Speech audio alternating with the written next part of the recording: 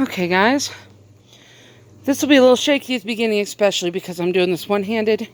I have a load of mulch up here and my gloves on my shoulder.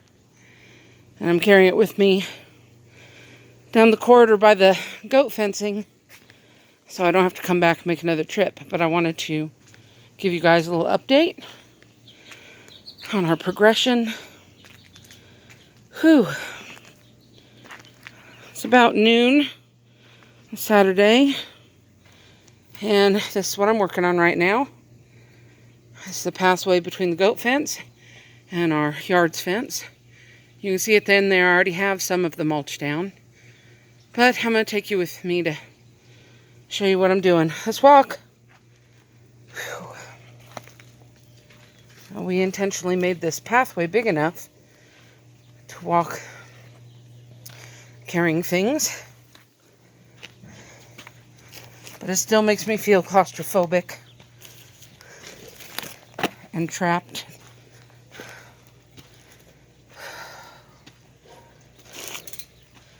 All right, hang on. All right. Well, here's what I've been working on today. Let me stand on this bag of mulch I just dropped. Been doing this mulching. Gonna mulch the whole goat corridor, for lack of a better terminology. I don't know if you can tell from the shovel, but there's a trench that I've put in around this thorny tree. I think it's probably like a black locust. I don't think it's a honey locust. The flowers are white on it when the flowers come out. And it has thorns when it's young. If you can see them in there. Here, I'll zoom in real quick.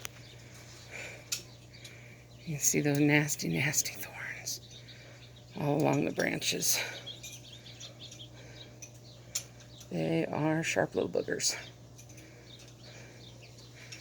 But when the tree matures, it doesn't have those really heavy duty, because you can see at the base, there's only a couple little tiny thorns down at the bottom. Anyway, so I left a trench around the whole circle of this tree so that it can keep growing without us watering it. And it'll get some runoff from the lean-to of the goat shed as well. So I'm putting in all this mulch right now. And here's some of my trimmings and bag mess from my work this morning. So the gate is off right now while Chris finishes the last portion of the fencing to string it tight. Proud of you, babe. And he's done all the rest of the enclosure. It's kind of cool being up on a bag. I'm tall. There's my gloves I dropped. So as I go through, I will build up the dirt here at the base of the fence on this side, as well as building up the dirt all the way to cover that baseboard on the yard fence side. And it will be covered. And I'll turn around so you can see how it's already covered on the part I finished. You can see how the area that I've already done is covered all the way up to where I'm not done yet. And this makes the mulch thick enough to, I don't know, 90-something% of the weeds will no longer grow over here. Of course, I got to dig them up by the root as I go. But the nightshades, like that one right there by the post, right up here. The nightshades, they can have roots, and there's one right there by my gloves too, at the top of the finger. They can have roots that go down, I don't know, several feet. So it's not like I'm going to get all of those. I just have to be consistent, which is what I have been doing over here for the past couple of years. Dig them up, dig them up, dig them up as far down as I can get. And then hopefully nothing is strong enough. There's not enough strength, energy in the roots that are left down underground to push a new surface plant to get sun and water.